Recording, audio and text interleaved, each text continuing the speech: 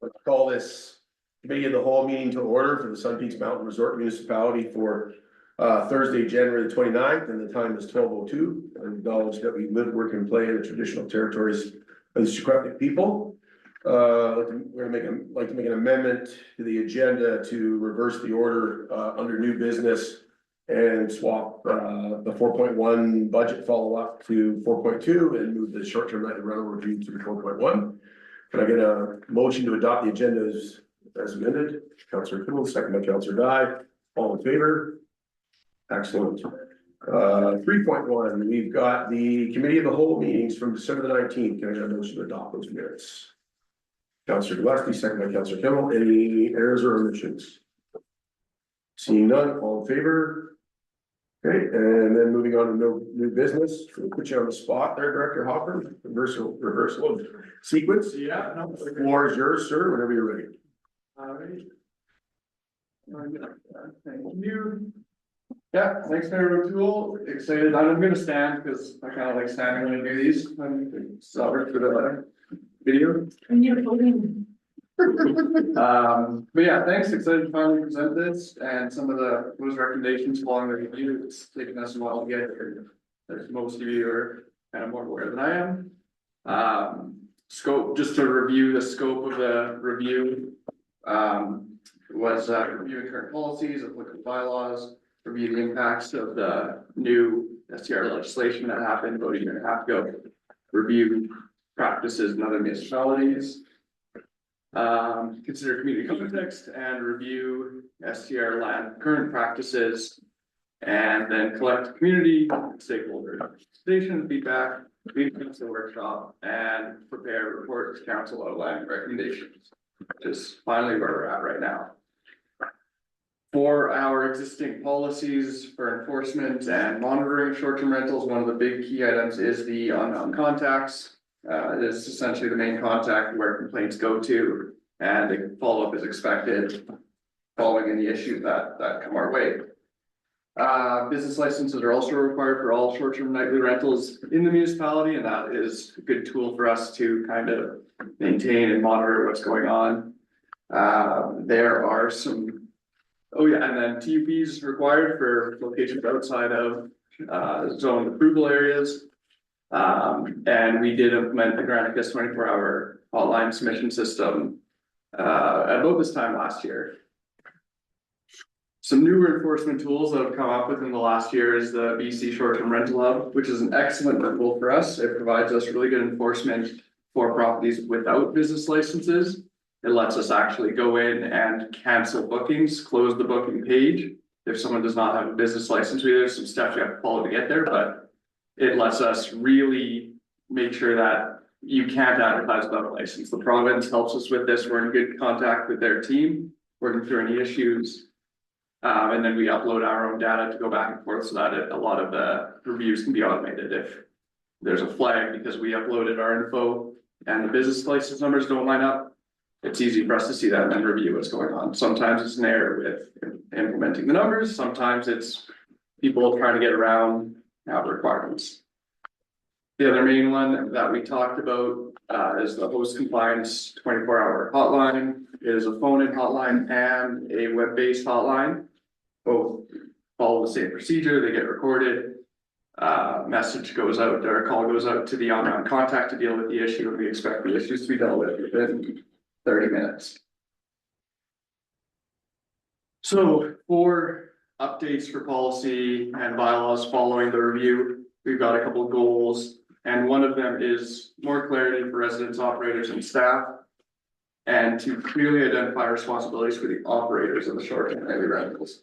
We find that there is some confusion, and there's some maybe older policies in place that people think still apply, or there's other things that were never really implemented that seem to be around the community. So clarifying a lot of that is a big part of kind of the next proposed items you'll see. Button up loose ends to enhance enforcement, just review some bylaws and add definitions and go into deeper dives with some of the roles and responsibilities like the on-mountain contact. And then to get a better handle on the short-term rentals with the business license bylaw, not necessarily zoning. I think with the zoning and the TUP, it's a tool we can use in some cases, but utilizing the business license bylaw and the business license procedure helps staff and can be a better overall tool for the community. And to allow for that, probably the biggest change is gonna be for on-mountain contacts. Currently, on-mountain contacts, the definition of an on-mountain contact requires that they be able to respond to an issue within 30 minutes. It doesn't necessarily require that this on-mountain contact shows up to the property is located in Sun Peaks. It's a bit more of a broad definition than what we'd like, so we'd like to maybe clarify that a bit more, add maybe a map of location where the business on-mountain contact has to operate within. As part of all this, requiring business licenses for on-mountain contacts can help us manage these operators and give them more direct information on what the expectations are and bylaws are. Another one is requiring incident reports for received complaints. Currently, when we receive a complaint, assuming, most of them happen late at night, 1 AM, we don't have bylaw staff on site, we show up the next day and have to figure out if it got dealt with, if it didn't get dealt with, how long it got dealt with. Often we may be calling guests that are leaving town and they care to follow up, or we're calling on contacts that are dealing with other things at other properties. So requiring an incident report to be delivered to us following any event could help bylaw staff with enforcement. Oh, sorry. There you go. And the other bigger item is some changes to the TUP structure. So currently, like we said, anything outside of tourist accommodation areas require TUPs. That can be a full house rental with 4 bedrooms and 16 people. That could also be a 1-bedroom suite with two-person occupancy. So to help alleviate some issues around approving these and staff time and implementation, we feel that we could get a long way and a big improvement by removing low occupancy rentals, about 2 people, maybe 4, depending on council direction. We would rather see it closer to the 2-person, yes, two guest occupancy in owner occupied properties only. We wouldn't, the other properties outside of that limited definition would still have a TUP process, which we can then review at a later time to kind of really get a full look at how we want to handle these TUP larger properties, is it if it's rezoning or some other system. The other part of this is encouraging these low occupancy rentals to be in the owner occupied portion of the house, which is a bit daunting, but the goal is to open up secondary suites for long-term rental. The idea is that it's similar to just having a guest at your house. You've someone and their partner own a house, and they want to have guests over. We don't really do anything about that. If you have a spare bedroom in your main house and you want to have a small amount of short-term rental use, it's in your house, you are responsible for them as part of the housekeeping unit that you occupy. We're not increasing any occupancies, we're not increasing a massive amount of people coming to the house. It's a very small use in the house. Sorry. And so different from kind of those proposals are more items we'd like to maybe clarify with council. One of them is how we want to enforce noise violations in strata properties. Currently, the policy does say that any noise policies emitting from the same strata property are to be dealt with by the strata themselves. We often get those complaints anyway. They come to us anyway, and there is an expectation that we deal with from a lot of the residents. So we just want to make sure that depending on what council wants us to do, is it going to be a bylaw thing to enforce? Is it going to be back to the stratas? We can make it work either way. I don't know if it necessarily increases the workload on bylaw, because we are already receiving these issues. We are generally having discussions anyway about them. And then a couple other items is when we talk about how are we enforcing them? The policy does say we have a bit of a progressive action. We go from a warning for the first event, then second event is a ticket. And after 3 events, the policy does want us to cancel business licenses. Is that the way we want to go about it? That progressive action is generally preferred in bylaw enforcement. But again, council can set different requirements if they'd like. And then kind of the last item with both of those items is when as she comes from Strata with a noise complaint, are we going to be including that in this 3 strike system, even if we're not necessarily, even if we're still going along the path of not enforcing it? Does that count as a strike or not?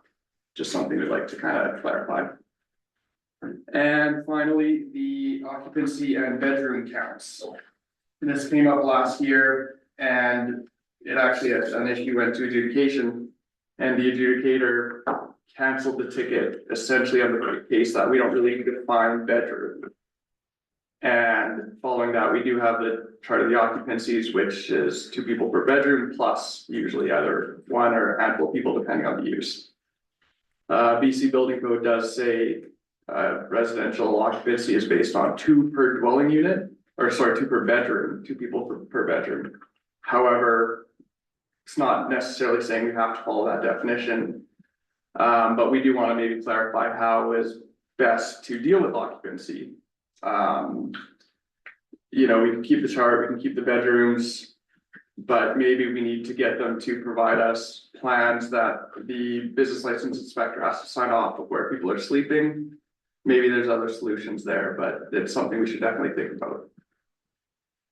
And then, finally, the Burfield Drive properties, we'd like to review that and figure out a way to lift the moratorium on TUPs or short-term rentals following kind of this review and this presentation. And you'll see here, there's the kind of proposed bylaw and policy amendment items. Start with the business license fees. That would be kind of the first thing we go over. Then dive into the actual business license bylaw, short-term rental policy and enforcement policy. That's where we get into the on-mountain contact stuff. The changes to bedroom occupancy, the changes to if we want to do anything about strata properties or enforcement with the 3 kind of strike rule. Following that would be the zoning bylaw, and that's where we would be looking at implementing the changes to the TP for the short-term rentals with low occupancy rents in owner occupied buildings, and then review Burfield Drive as well. Following all that, and probably along each step, we would review the bylaw, notice enforcement bylaw, which is our authority to ticket. So we want to make sure that we are actually referencing the items in that bylaw so that we can give appropriate tickets for any issues that come up and any new policies we create. And happy to take any questions. Can we just zip back to the TUP Yeah. changes portion, just so that I get clarification?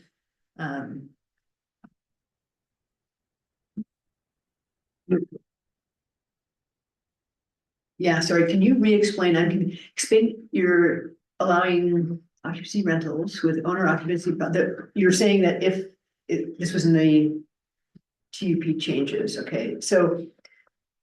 I'm not sure if it's, I can clarify. yeah. I can clarify. So currently we want, if you're in a TUP zone and you apply for a TUP for a short-term rental, we usually do that with a approved secondary suite. Yeah. Right? There are places that don't necessarily require you to have this rental in a secondary suite. You can have it in your actual house unit. Like a bed and breakfast. Like a bed and breakfast, exactly, yes, yeah. So the initial thought was expanding that as more of a use. And we've done this in other places I've worked in where we do the inspection and okay, your bedroom's here, maybe we could still have safety upgrades, smoke alarms, fire detectors. The thing of it is you're welcoming these people into your home as your guests. You are responsible for them at that level. Definition of a dwelling unit in the BC Building Code is 1 housekeeping unit.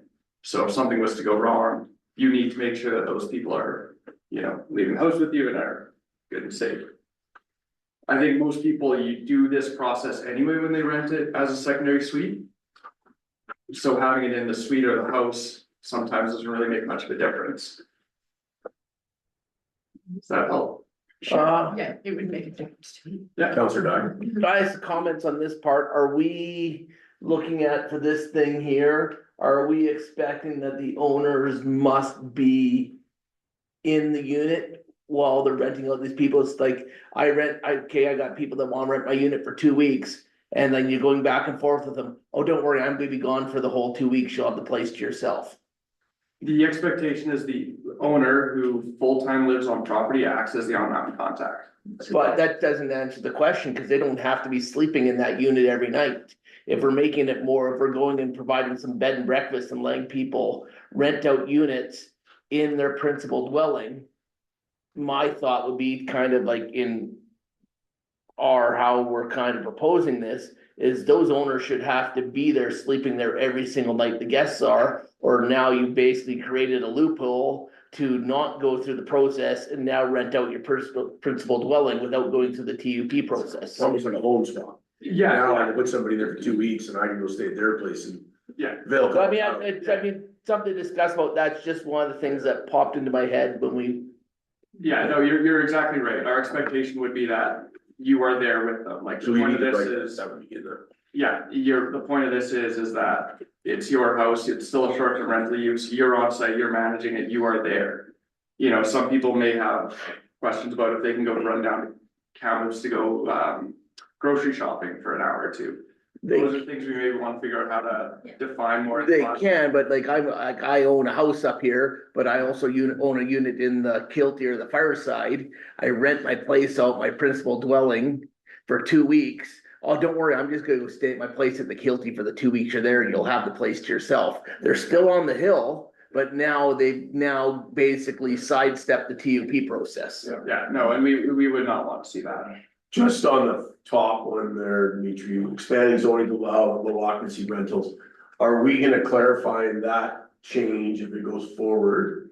That it's in the secondary suite, and i.e. So the owner, are we gonna allow the owner to live downstairs? Let's say they've got a 1-bedroom suite. But they have a 4-bedroom home upstairs that now operates as a chalet with up to 16 guests. Is that still gonna require a temporary use permit? That would be outside of this. So this is designed towards a secondary suite concept. So the homeowner lives in the primary residence, the larger portion of the home. Yeah. And they're renting out the downstairs suite or the secondary suite. The way I'm looking at this, and again, you like council can direct as they want, but this is more of. You've got 2 units in a house with a secondary suite, you've got the main unit and the secondary suite. Right now, usually the suite, either the suite or the house is rented, there's a couple that do both. What the proposal is that. You don't necessarily have the rental in the suite, you have it in the house with the owner. That's the second one. And a long-term No, that's- tenant is below, is in the. Could be below, yeah. Yeah. Inside. It's like a bed and breakfast. I understand that. What I'm asking about is more when we talk about, we had a couple, we had one here at the last meeting where we were renewing. Yeah. A temporary use permit. Yeah. For a homeowner that lives in their larger portion, their Yeah. primary residence. Yeah. And rents the downstairs suite out. Is that a part of this discussion as well? But we're looking at. Handling that differently and through a business license and not a temporary use permit? Or will they stay under a temporary use permit like somebody who is renting a larger chalet?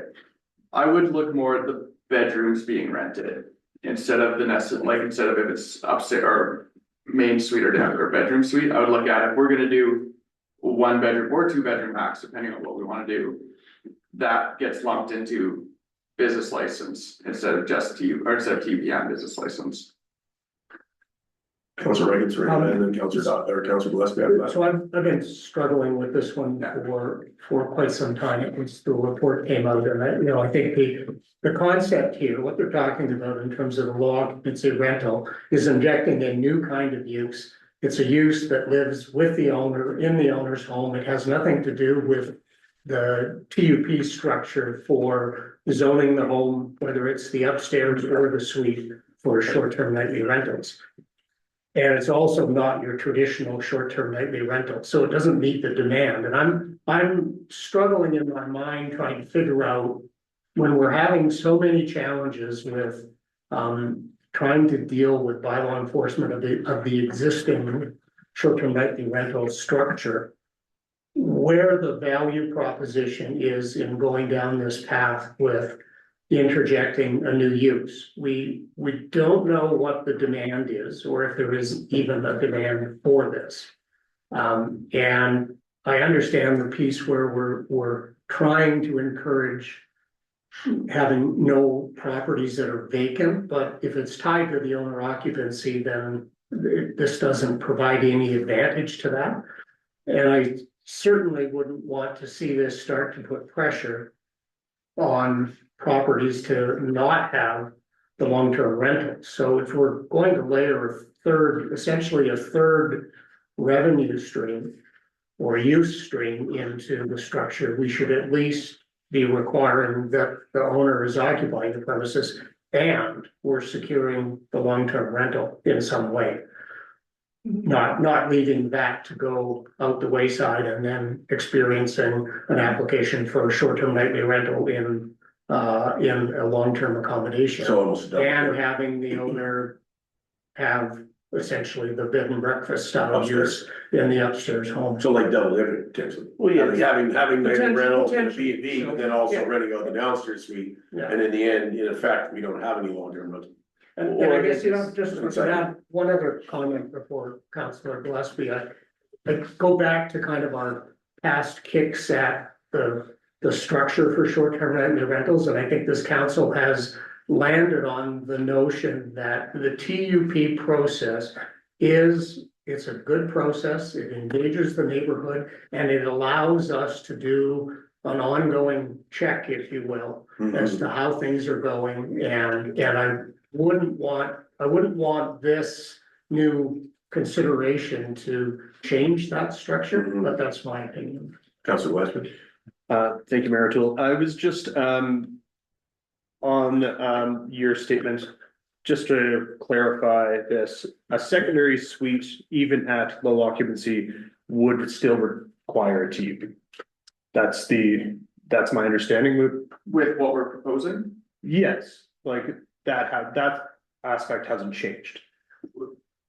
the thought is that you wouldn't need a TUP for that. It would For the just be a business secondary license. Sorry, that's what I was. Okay, yeah, so I think that's an important clarification, because I think we're muddying the waters here with a in-house guest in your main living space. Being not requiring a TUP, versus what has traditionally required as a low occupancy secondary suite. I think those two things need to be separate. That's my point. Sorry, 1 second, the CEO had I just, a. maybe I'll turn to Director Hopper, because similar to Councillor Gillespie's comments and Mayor O'Toole, like, when we're talking about a secondary suite, though, in a principal residence, if the zoning doesn't allow it, the TUP would still be required, we can't just provide a business license, I think that clarification needs to be, if it's not zoned. I think the easiest way to think about it is imagine there's no secondary suite in a house. Imagine it's just a house, it hasn't got a secondary suite. The goal would be to still give them a short-term rental lease for a low occupancy Yeah. rental. They would be part of your home. Mhm. And This this is kind talking of, about, Including. you're talking about the B&B model. yeah, and this goes back to kind of the very old school, like initial way the Airbnb started, where it was, oh, we've got a spare bedroom, we'll post it online and 1 or 2 people stop by per night. It's kind of trying to go back to that idea. What I'm talking about, want to make sure that it's clear for council is, are we proposing, and I don't believe we are at this point, though it's been discussed. Are we proposing in residential zones where there's a home with a secondary suite? Are we proposing that we would do what would be essentially spot zoning and allow for a short-term rental in a secondary suite, provided the principal residence is occupied? It would probably be more of a general And that's- zoning item. In either the general conditions or in each zoning section. Right, Councilor Di, then Gillespie, then Rankin. I think we're making a gigantic leap here. Like, I think this little step you're proposing is creating an absolutely giant leap, because the way Sun Peaks and houses are up here built, there's probably only 10, 15 houses in all of Sun Peaks that don't have a secondary suite, and we're talking separate entrances, separate kitchens, separate everything else. Now, if someone was building a whole new 6-bedroom house could have a separate entrance, but no separate free use between the two of them, no second kitchen, no whatever, then it's very easy to do this guest just staying in the downstairs. But yeah, like, I mean, I have just huge issues with enforcement and all sorts of things that are going down this road, because there's no way then they can't just say, oh, I'm upstairs in the place, and then they just put them in the downstairs because they have the downstairs empty. They say they're putting them upstairs, and the people go to check in. Oh, your guys' bedroom is downstairs with your own separate entrance, your own kitchen. This is even better than we promised you. And we have no enforcement tools whatsoever on this. And I think Mayor O'Toole has talked about it a few times. More sort of, I think, would kind of help us get to these low occupancy extra rentals he wants, would just be, we could be looking at it and changing, not counting them in the density cap is an easier way to get more of these low occupancy rentals without actually rewriting our whole structure. I think, yeah, and looking at just using last week as an example, because that particular property, 1328 Burfield, was coming back around for a new application because it had already gone through. It's 6 years. And if memory serves me correctly, in that original 6 years, they had one complaint, which the owner had dealt with immediately. And the larger picture has been that the vast majority of owner occupied homes where the secondary suite is being rented nightly have little impact on staff and bylaw enforcement. So my thought process was that these were two separate things, that the top section was about streamlining the process around those owner occupied homes in the secondary nightly rental to make it easier for the homeowner.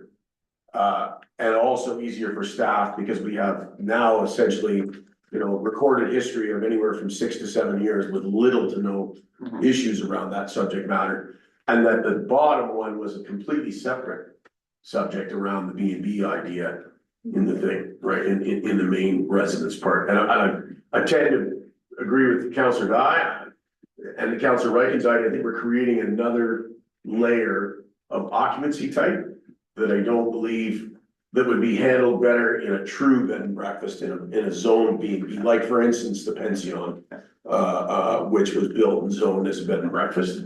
I think there is great value if we look at that top section as a standalone, in eliminating that. That's a lot of work being undertaken by you and your department on an annual basis, because we've got quite a number of owner occupied properties that are renting nightly now. And I would agree that they could be seen as two different things. The kind of idea did flow from getting these low occupant, owner occupied rentals, and then it kind of expanded from there as well. Why don't we offer this other opportunity to maybe get something else? So they can definitely be seen as two different things. Councillor Gillespie or Councillor Reichens. When it comes specifically to the secondary suite aspect of this, and my concern with lumping them together or creating a guideline that could be muddied, is the long-term rental in resort. I think that, a well-defined in-home B&B rent-a-room concept, I'm not opposed to at all. But a catalog of like what has a secondary suite, flag marks. I think there's a lot of work to, really enforce it properly. So I'm a little bit wary at this stage. That's right. Well, just echoing, I guess, the same comments that the previous speakers have sort of raised. I think this does throw a fly into the ointment depending on the breadth to which we want to do this. So if we want to, then we should have rationale for doing it. But if our desire is to simply allow for more free-flowing bed and breakfast type operations within all of the residents in the community, then it will equalize itself out. Then that's a simple zoning change that says, hey, you can have short-term nightly occupants in your home, provided that you're in your home. Period. It has nothing to do with the structure between dedicated suites and separate suites. You don't get to do, as Councillor Dye says, play games with what you're intending to do in terms of creating a distinct short-term nightly rental by booking somebody for an in-home bed and breakfast stay.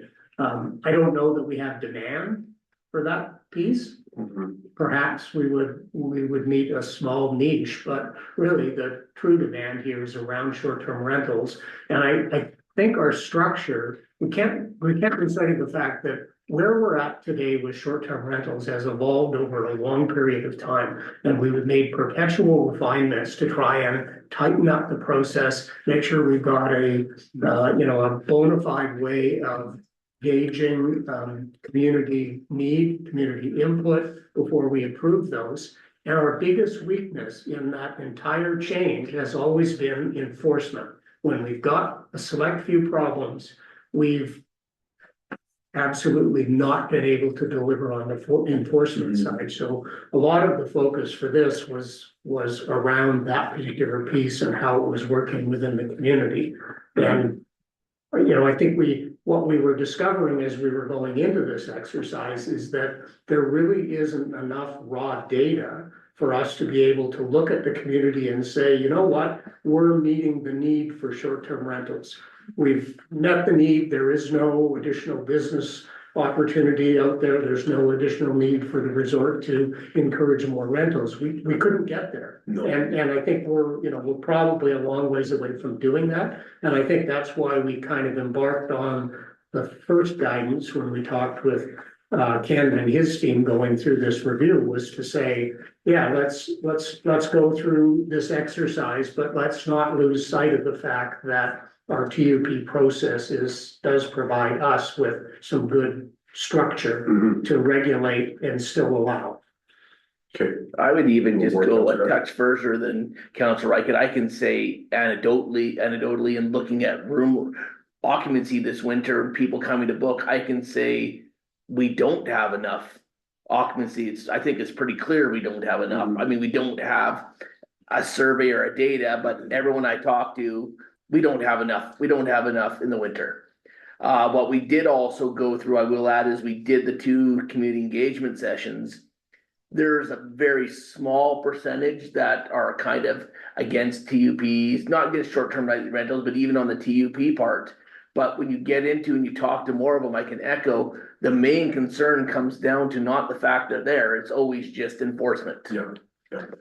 Just on that, I think, and Director Hoffer, is it 18 months now that you've been here? Am I in the right ballpark? Am I sure? Quite a year and a half. So coming up in a year and a half, and I would say that in the 7+ years that I've been on council, this has been the greatest 18 months of improvement in how we see short-term rental managed, enforced, all the above, right? Yeah. So your team, supported from the CEO, we've made a lot of inroads, but to Councilor Reichert's point, we're probably now finally in a place where we can look at the next 24 or 36 months and actually know that we'll be able to collect quality data to help us make good decisions. I think we're making some good decisions here. My sense from the rest of council is that we're not in love with this lower one.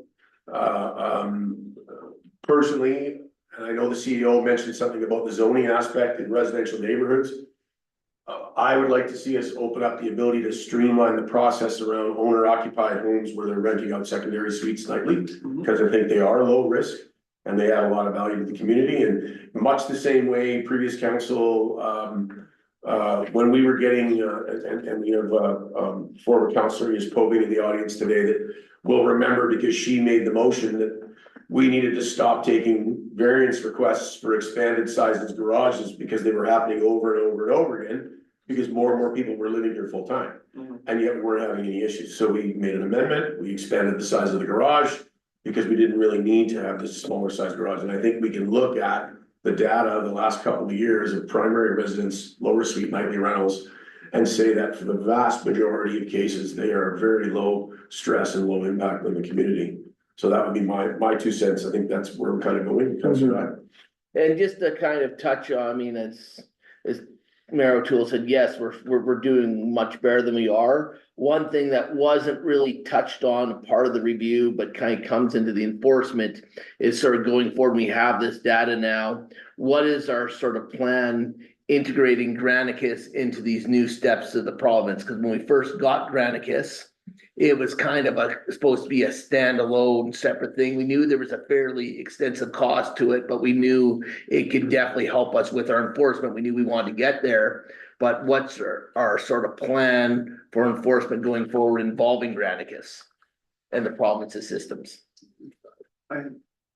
My understanding of how it went forward was, we got on to Granicus and started implementing that, and then the province came into Yeah. their system. And the province's system is really good. It gets the actual data from the host sites. So there's no guessing, there's no trying to figure out if it's the right place or not, like that is the listing on Airbnb that is sent to Granic, or sent to the short-term rental portal. Mhm.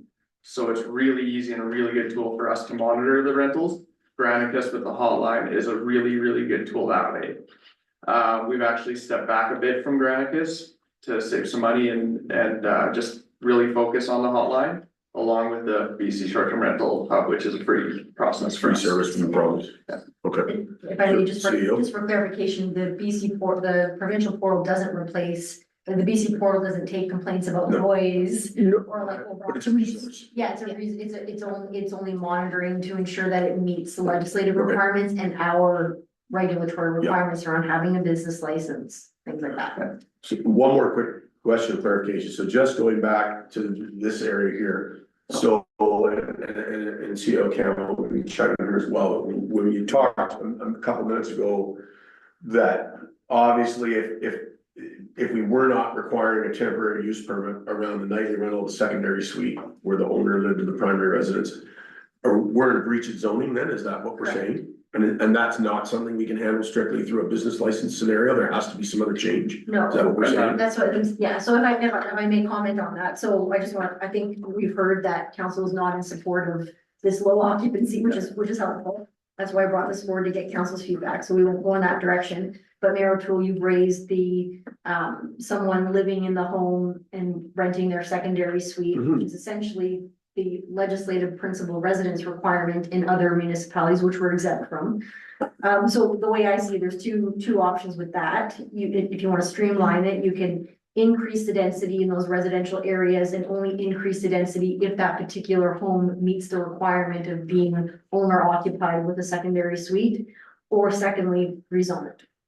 So if we go the first one, then we're still talking about we'd increase the density for that neighborhood, but those properties would still require a TUP. They would still Correct. require to use. And have to come back in front They of would get- council, they would much the get- same as every other TUP. But they would get priority over one that wasn't occupied, owner occupied. We wouldn't be allowing the increase in density for someone who lives in England, owns the house, it's vacant, And and it's wants to rent correct. it. It would only be someone who lived in the home and wanted to short-term rental their secondary suite. And then option two Option would be to two is go rezoning. through a zoning variance, so just as an example, would that be something like what we've done on Burfield? Where for life safety reasons, we've gone and done variances to allow for suites in an area that in the past, it wouldn't have been legal. Yeah, I mean, there's a couple ways we can do it if we want to go with like a kind of more permanent way. One is we could just amend the zoning bylaw to include an approved use in owner occupied homes with secondary suites, and obviously that. That's the simplest one.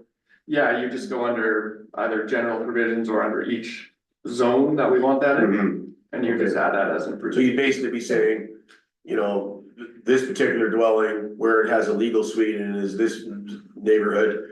One of the approved uses of that secondary suite is, Home occupancy uses or short-term rent, tourist accommodation use is approved, subject to A, B, C, D, E. blah, blah, okay, blah. gotcha. Okay, Councilor Dye, and then Councilor. One thing I think we sort of, as we make a plan going forward, we kind of want to think if we're sort of more going down your route, do we then sort of go and look at secondary suites of occupied houses don't count in the percentage of all, and then we pick a percentage that is just for main floor suites? Because I mean, as much as it's great that we're, okay, this is a need, we can do it.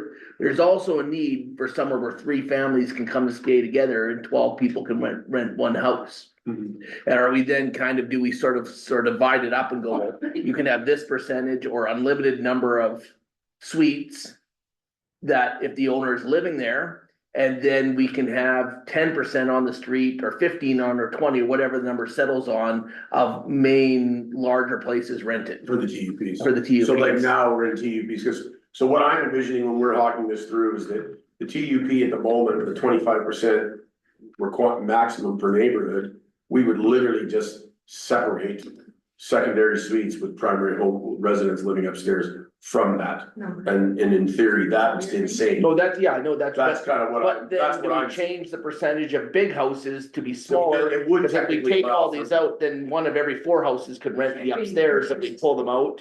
But do we just sort of, then we just gotta go and think about it and have a number of what I know we're short also in larger houses. So, but these are more of our issues and more of our problems. So I understand why you wanna separate them.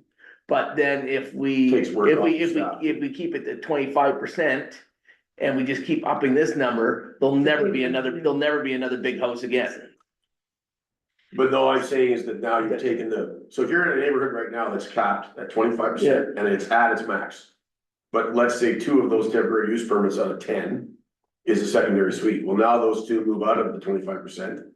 And now you technically free up space for 2 more applications. Are we willing to? That's what I mean. Are we willing to create space? What I'm asking is, we're willing to create space for 2 more larger places, which I'm for, I'm not I'm against. envisioning that, and I'm saying, as my comment earlier to Director Hoffer, is that through our better enforcement, and I think everybody around the table agrees. That the grant, most people I talk to, even people who live here full time that don't own and operate nightly rentals say. I understand that that's part of the community, this is the business we're in, I'm more concerned about enforcement and nightly rentals impacting my lived experience. That if we're doing a good job of enforcement, then I'm less concerned about it. Councillor Rankin and then Councillor Kimball. Hard to follow the bouncing ball here. We've muddied the water so much with this low. I'm kind of like not paying attention to the second one anymore. Piece, but I hearken back to Councillor Gillespie's comments around. Okay, it's a nice idea to try and streamline, but if the streamline is focused around where there are secondary suites are available, and we are automatically by zoning now saying you can convert every one of those to a short-term nightly rental, I think we've completely tipped the boat over on the maintaining those long-term rentals, right, in those secondary suites. So I'm not sure that my head's at the point where I'm in support of doing a blanket zoning amendment to say any home that's owner occupied and has a secondary suite can now make the secondary suite short-term nightly rental. Not sure I'm there yet. Okay, do you have an alternative at all, or no, at this point? Well, I Still like contemplating. the idea of streamlining it, but there needs to be a different way than opening up the zoning bylaw and saying, we don't care about long-term rentals anymore. You can fly at it if you live in your home and have short-term nightly rentals in those suites. If they are currently long-term occupied, probably going to kick people out and convert them to short-term nightly rentals. Councillor Kimball and then Councillor Gillespie. Yeah, I thank you. I think if we're talking about zoning, we're creating a situation where it's next to impossible to go back. If you create a 2-tiered TUP system, again, we're complicating things, and we're saying if you are an owner occupied situation, you are allowed a certain percentage in an area, and if you are a non-owner occupied, let's say a larger capacity situation, you're on another percentage. So I think that it gets very confusing and difficult to enforce, and I'm not sure. Councillor Gillespie.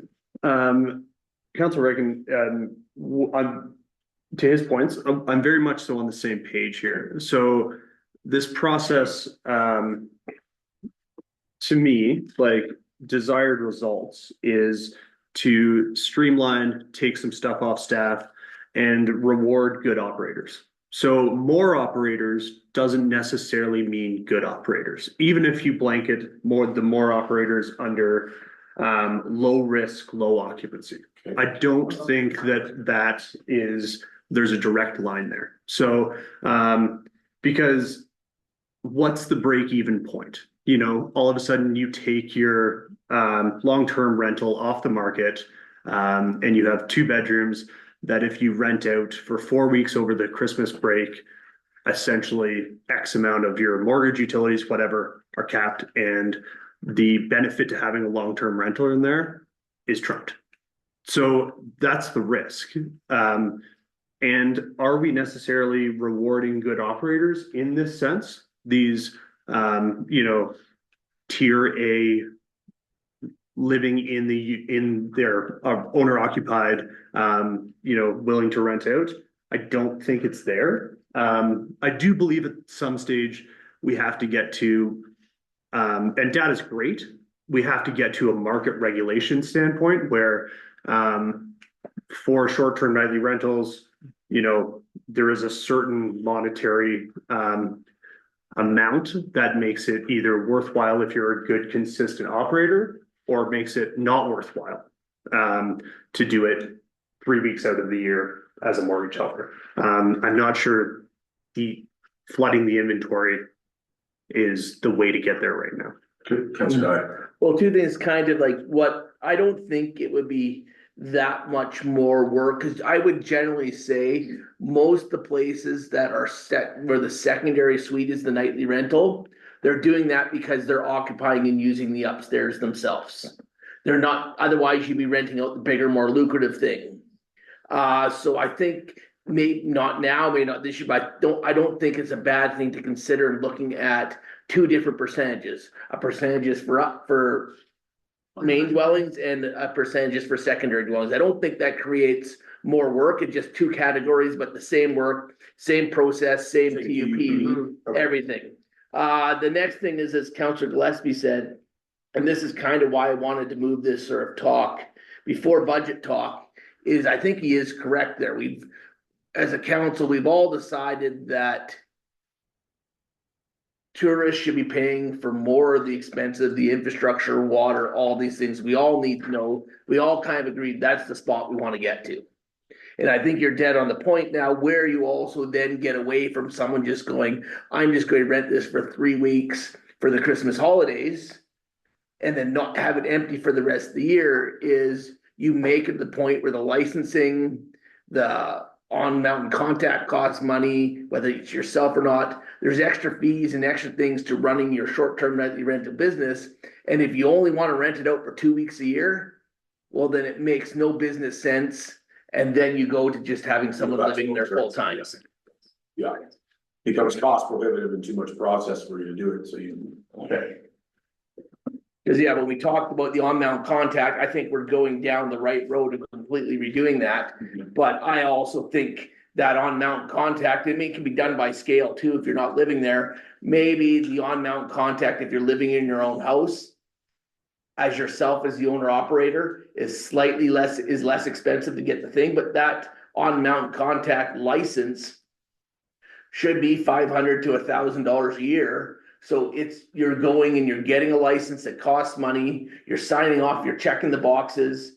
Fines can go to that person as well too, which can be significant, that you're now making this on-mountain contact a legitimately run business, not someone just going, oh, I have someone living in my suite, or my neighbor can be my on-mountain contact. No neighbor is just going to say, hey, I'll be your on-mountain contact if it costs them $500, and every time they screw up, they get a fine. And then that then goes back to people that are doing the on-mountain contact are treating it seriously. And that's where enforcement gets better without piling more stuff onto bylaw and our things, is by making that on-mountain contact a real job. Yeah. And we'll create an industry out of it too. Just quickly before we're moving on to OMC. So on this other one, so we've said that we're not in support of wanting to move forward with this rooms inside the main residence, i.e. bed and breakfast. It sounds like there's an appetite to look at the prior one as a potentially maintaining the top process, but breaking it into a two-pronged, two-tiered approach. One where the primary homeowner lives there and rents the downstairs suite nightly, and then one where we're talking about the larger property. And that's what we're looking to have staff go away and look at as an alternative.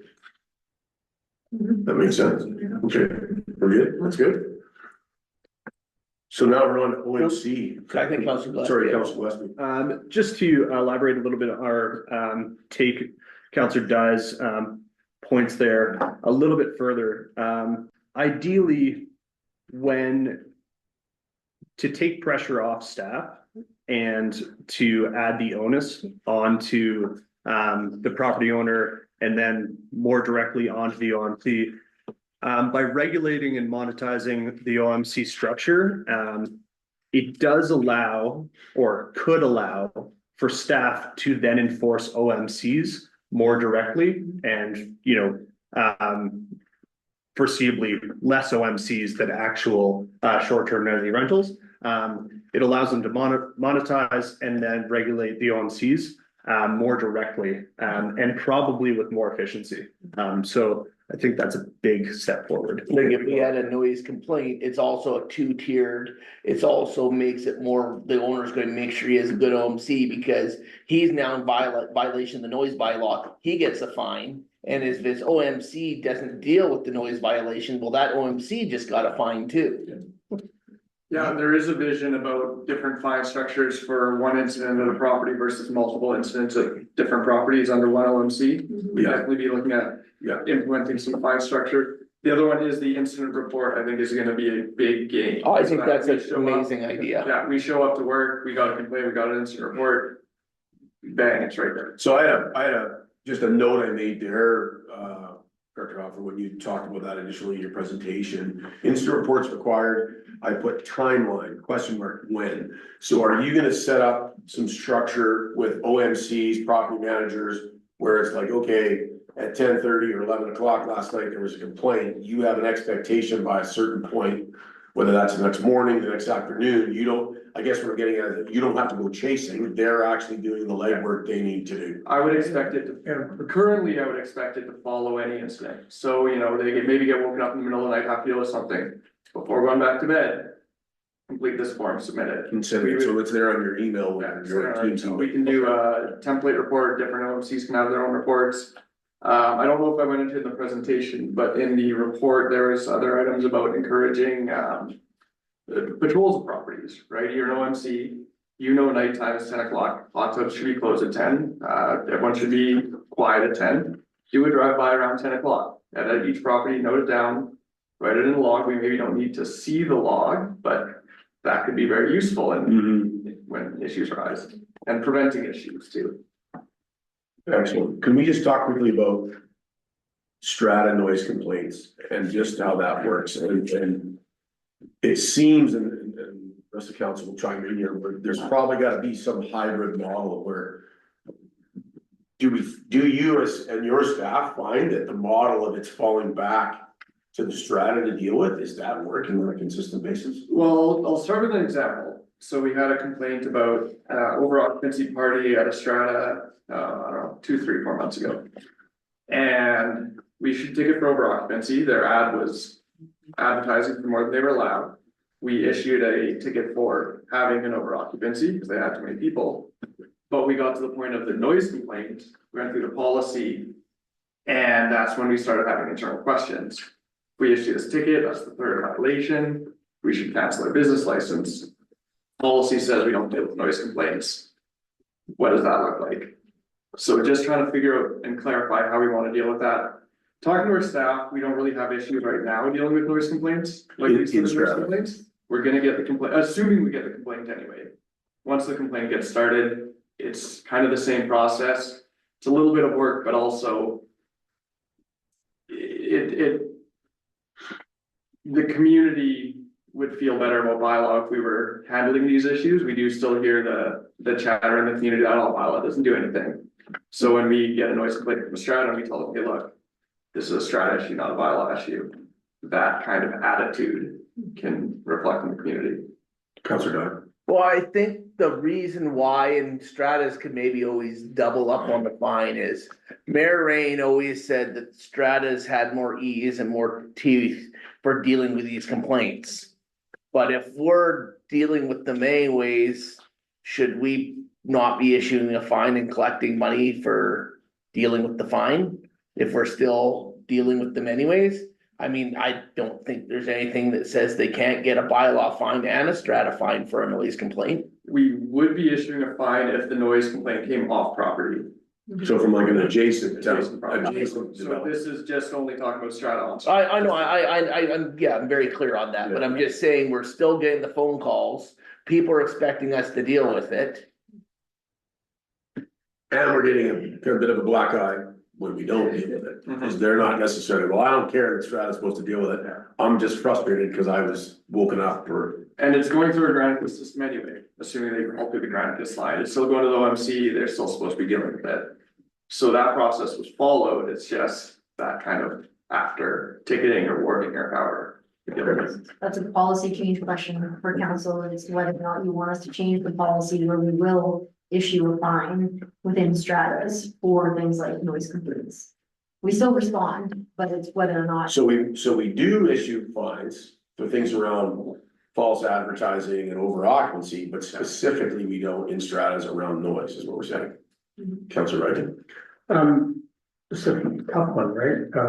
In terms of how we have typically treated them in the past. I'm almost feeling like when you go back to this example, and almost inclined to think that we need at least some element of layering in the bylaw to say, you know what, if you're caught and you're issued a fine for advertising for too many people, having too many people, and making too much noise, that is your third strike, sorry.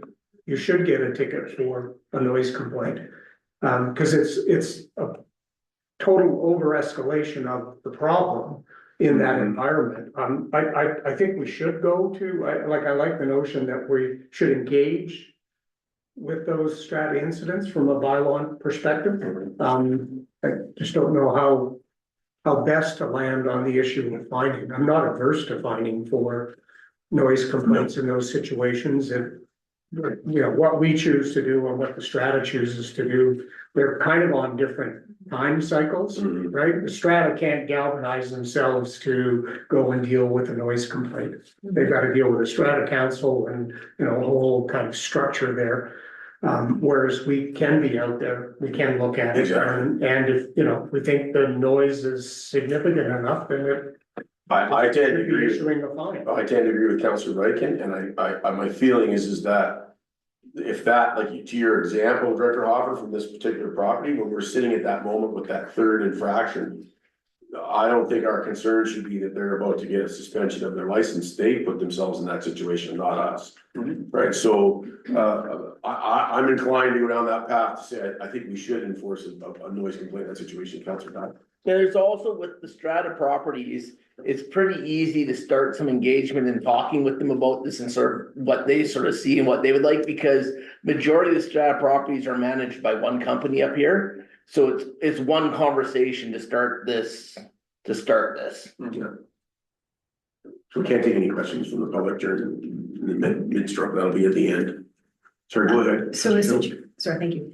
In a situation like that, would then the property management company be the one filling out the incident report Yeah, for strata, They would be the OMC. for strata property, The on-mountain Yeah, contact, so whoever that- is designated to respond would fill out the report. for strata, so strata provides an on-mountain, No, so the strata owner would provide the on-mountain contact, which we get and we implement into our system.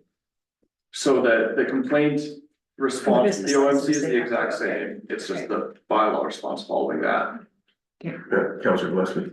So, these strata properties still have an OMC, going down the line of the, staff directly engaging with the OMCs, is there a demerit point for an OMC so that, just a little bit more teeth, you're taking care of the strata property, you're the OMC for all these units, and I'm not opposed to fines as well, but just another avenue for, to solidify that the OMC, understands that it's serious, they have a task to do, and they could lose their license if this keeps recurring under properties that they're managing. Yeah, like that would be kind of captured in the number 2 there, update business license bylaws, DNR policy and enforcement policy. When we implement the requirements for the OMC, we would also probably in the policy implement maybe a 3-strike rule. Maybe, if one OMC is dealing with one property, 2 property versus, a bunch, maybe we need to figure that out, but the idea is giving us teeth against the OMCs to make sure they are doing their job. Under that, you made a call. Sorry, go ahead. sorry, I just thought out loud, sorry. So if it's it's interesting, so this all makes sense, it's a short-term rental, I started to think about how that works if it's not a short-term rental and you have the same situation. And it's not, anyway, You talked earlier about progressive enforcement kind of built around, at the moment, it tends to be built around the address infractions at a given property. But you talked about opening up the concept of then focusing on where we're, you know, kind of like we talked about with an OMC, where they can be the OMC for multiple properties. Where a property manager can also be overseeing multiple properties. And it's a really good point, because if I'm an absentee homeowner who lives in Toronto or Vancouver and I've hired an OMC company or a property management company, me as the owner is not, it's not my management of the facility that is the problem. So you're looking at ways to kind of see where we're having repeat offenders that isn't necessarily the given house, but we see infractions across one OMC or one management company happening in multiple locations. I think a really good way to think about it is less infractions and tickets and more achieving compliance. Mhm. So how can we, you know, encourage and use policies and bylaws to get from where we are now to where we wanna be? And giving more structure around what an OMC does and who they are and what our enforcement can be, gives us more of that, the tool for compliance and making sure that, hey, if you don't do this, there may be issues. You may get fines, you may get warnings, blah, blah, blah. Your business license may be taken away. And those are the tools to get the compliance. Councilors, anything else?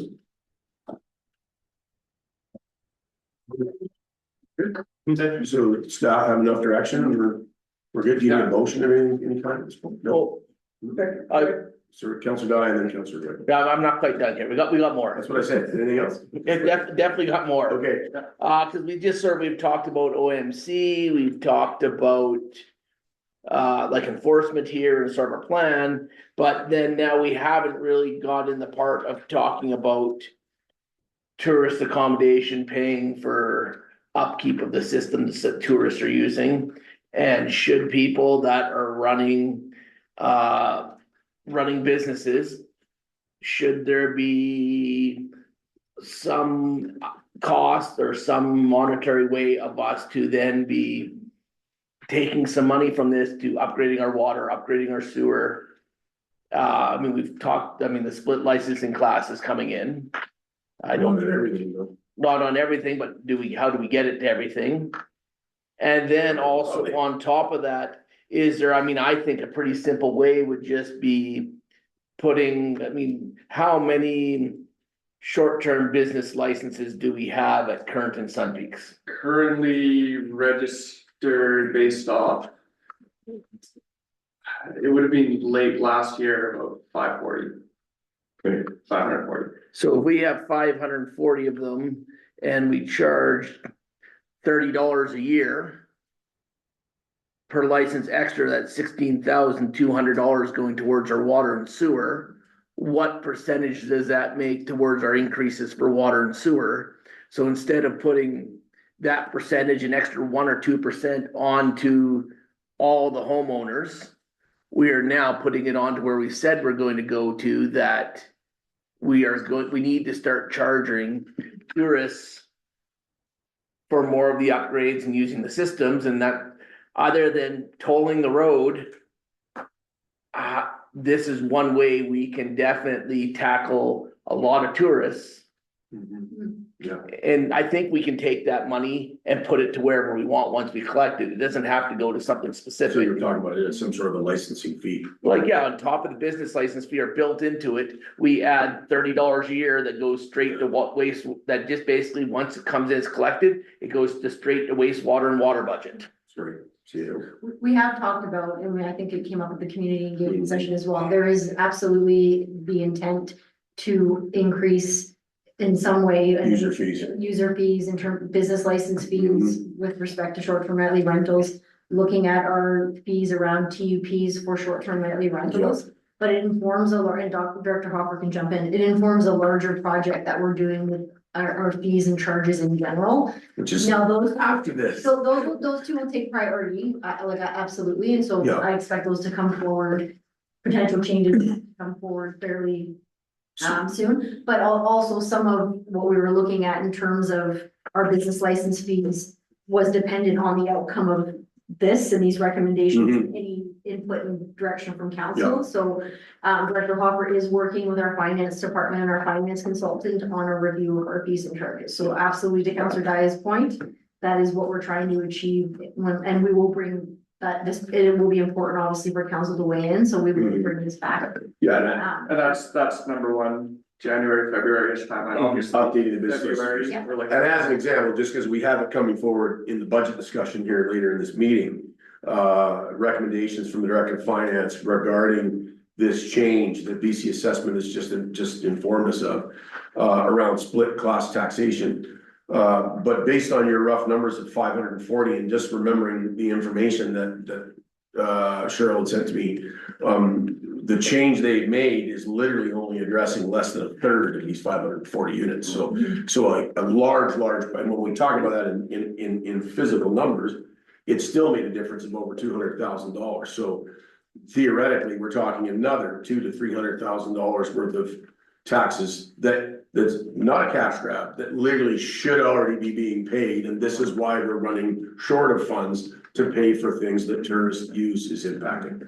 And just a interesting piece of info, meeting with the province, we've got the fourth most short-term rentals in the province, Yeah, so. it's a big piece of the pie, CEO. And just to follow up, part of the reason why we're looking at the fees separately in a separate meeting is it is really important, right? It's a big piece, yeah. And we've committed to making sure that communication, engaging with the community on any increase in fees is also part of that process, so it will come forward, as a separate matter to council. Good, excellent, thank you. So, and then you had some more things you wanted to report? No, I mean, I think we got that, we covered, I mean, the fees were a big thing, like it just sort of.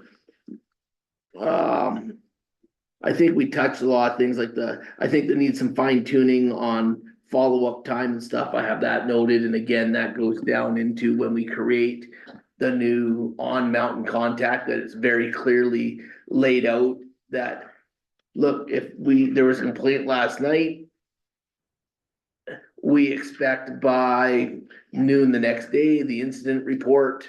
If it's not here, well, then you're late. Here's a fine for being late. Here's a fine for not getting it done. That we finally create some teeth about the on-mountain contact is. Yeah, we answered my question, how many licenses there is. I think that's it really, just sort of more, how do we then tie this into, make sure we plan this really well and tie it into our budgeting going forward, that we are then collecting money from the people that we keep saying need to be paying more. Using the services at a higher level, yeah, Councilor Ray. I did have one question, just when we were going through the review with Ken Cossey and then in the staff report. It always comes up around the license suspension is a tool. And I'm just wondering if Director Hopper can just expand a little bit on whether we're talking about changing anything in terms of our bylaws or our structure as to how we use that tool. It's a complicated tool, and just want to make sure that we don't keep talking about it as being this ultimate hammer if we don't have a really robust process to actually use it. Yeah, and that is a really good question, because it does kind of all hinge on us actually being able to cancel business licenses at the end of the day. From what I've seen, it aligns really well with the community charter requirements, or in like our business license bylaw, the steps to council or to cancel. Essentially, we send a letter saying we're gonna cancel it, they can petition to council, and then council can hear them and determine a step, and then following that it would be canceled. So it does align with the legislation. Having to actually go through canceling business license, I, to be honest, haven't done one, I haven't canceled a business license yet. But talking to other consultants, they're they think we're in a good spot if we need to. And just our business license bylaw does give our business licensing inspector delegated authority to suspend. And in the meantime, while we go through the requirements of the community charter, where it inevitably it probably would get appealed to council to actually cancel it. But our business license inspector Can suspend for short term. can suspend it and can also not renew it as well. Councilor Westman. Councillor Ivey. Is there a mechanism in there where you could send a letter of a voluntary suspension, so like recommend as a penalty a 1 month suspension on your business license if you sign off on it? Good, and then if not, we will go about the process of removing your business license. So it would be like we're not suspending it for a month, that could be taken up and disputed, but we do this voluntary, this is your penalty. If you agree to it, then we don't take these next steps. That sort of, We do have ability to do a compliance agreement, I think it's called. I'm not sure of the term, but essentially the business license inspector can come to an agreement with the property owner, and not just for short-term rentals, for any bylaw issue. And come to an agreement that is then signed and ratified. Yeah, so we can include that, yeah. That's an option too, Councillor Ivey. So just as we're going through this suspension process, just want to make sure that we ensure that we have the steps we need so that if we do suspend a license, the actual operation ceases. And they don't continue to carry out the operation while they're waiting to be heard by council or whomever. And the good thing, oh, sorry.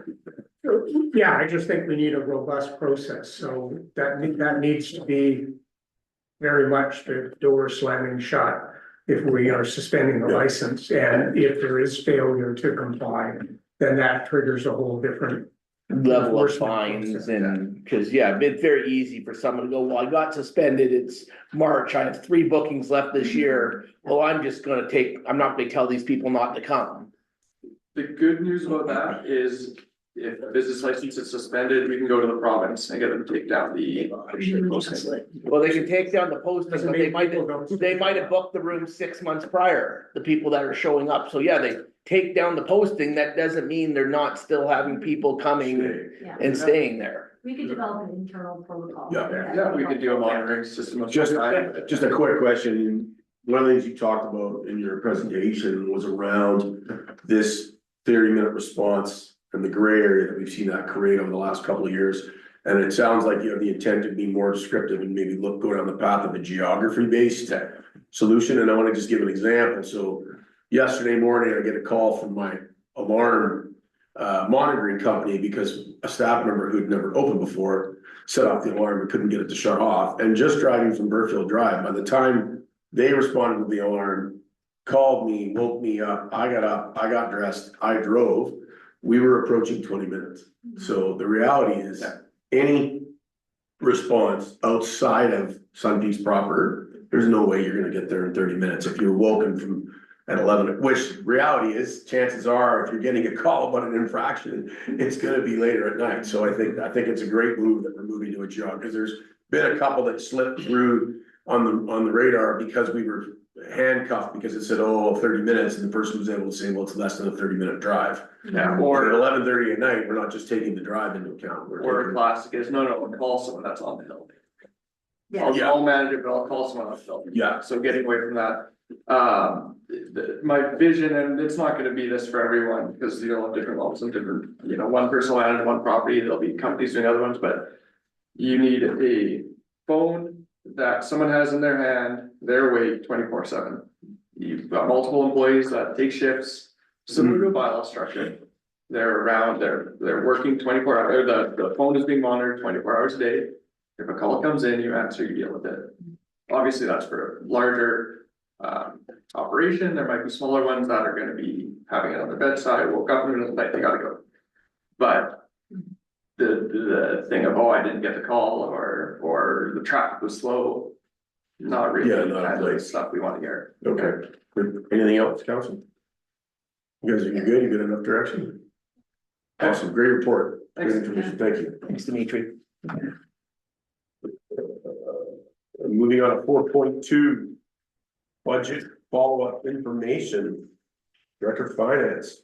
This report provides an update to the draft 2026 budget presented to council on December 19 in response to questions and directions received from council. It is intended to supplement the original draft 2026 budget. Commercial taxation impact. The proposed tax increase is 8%. But the actual impacts will vary depending on the assessed value and the distribution among classes. For example, a commercial property assessed at $1 million would see a municipal tax increase of $280, which would be roughly 6%. A portion of the non-market change reflected in the 2026 tax impact is attributed to updates to the strata combination properties.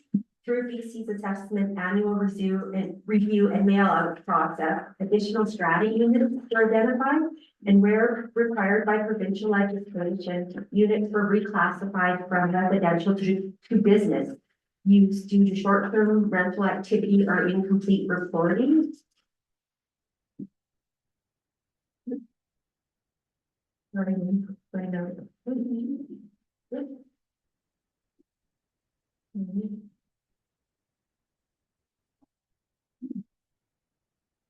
Reporting. It is expected the growth and the total non-market change is $200,000. And of that, 150 is to do with this, and 50 was the original growth that was there prior to these changes. It is recommended that the revenue be used to address growth and development related sectors associated with properties, with any remaining balance contributed to reserves. Placing these funds in reserve will provide flexibility to manage potential tax adjustments in 2026 should it be successful. In interest of fairness and transparency, council's direction is requested on whether staff should proceed with comprehensive review of all property folios to ensure that each folio is classified correctly based on actual use, confirm that the assessed value associated with the folio is accurate, and verify what is actually included in each folio, ensuring all components of the property are properly reflected. It should be noted that any adjustments resulting from this review will not be reflected until the 2027 taxation year. Any questions regarding? One. Q&A, Councilor Wright. Sure, just going back to, the, proposed increases. So we have, under the Class 8, the recreational nonprofit, we're saying that the average tax increase is $549, but is there what is the average assessed value of recreational Class 8? And then I do see lower, further on the table, there's two different categories of assessed value, 1.3 and 9.4. Yes. Is that the average of those two increases for those classes? I'm sorry. Is that where the 540? I'm sorry, just repeat the question. So in your discussion on the commercial taxation, I guess there's two questions. Relative to Class 8, so you're saying the average municipal tax increase will be $549 for the recreational Class 8 properties? The paragraph on the table. Well, that is average. You could take the average between the two increases, the 142 and the 955. But we don't have many $9 million properties in that. We only have. So that's not the average. The average is more like 200 because we have way more $1.4 million properties. So you took the mean, not the average. Yeah, well, that is, yes, I apologize. It should, we only have the two properties in Class 8 that are taxed, so it's just the average of the two. So those are actually two properties, not two ranges of assessment. Mhm. Okay, and then my other question on the commercial taxation piece is that we use this $1 million assessed value, but that's not actually the average assessed value of commercial properties. No, correct? I just did kind of a variety of, but I can provide you that. Well, I think we have a number of ranges here from Mhm. 50,000 to 13 million. So I'm just looking at how we're establishing the rates, I guess. So when we look at class 8, how does that compare to class 6? What multiplier are we using to the mill rate to? Mhm. The mill rate currently is the same as residential for class Class 8. 8. And I believe business. Sorry, you said what? It's Same as the same as. Same as residential, yeah. So that's less than, so class 8 is being taxed at a lower mill rate than the rest of the commercial properties. But and that's why we need to look at the folios, because we're not, some of the properties that are in class 8 have a split class between class 6 and class 8. So that's where we need to look what's included in the folio, so we can make sure that it is correctly. Because a lot of that was done prior Okay. starting, and Okay. so we're not sure on what is in the class 8 and if it follows what should be in class 8. And that's why I think we need to look at that, because there have been lots of changes to to Sun Peaks since Yeah. these folios were established. Okay. And so I think that's why I'm going to be working with BC Assessment to look at that. The business mill rate, Terrell, is 2.45, is that correct? No, The business at 2.75. 2.75 75 Yeah, residential. of residential. Yeah, Okay. and And so just one follow-up to your clarification. The two properties that we have there, the 9.4 and the 1.38, those assessed values would not reflect if there's a split class? no, that's just the That's portion. just the portion that is In the class. class 8, okay. Okay. And then the portion of those units that's in class 6 would be reflected above in the above grid. Yeah, like, that's why it's very hard to do an average because the split classes, it's so different, and it fluctuates from year to year for a lot of the split classes, because it's based on what they rent. So if like during COVID, a lot of the business class the next year went to class 1 because they didn't rent out. So that's why when you have that happening, there are so many things that can factor into the split classes that make it difficult to determine.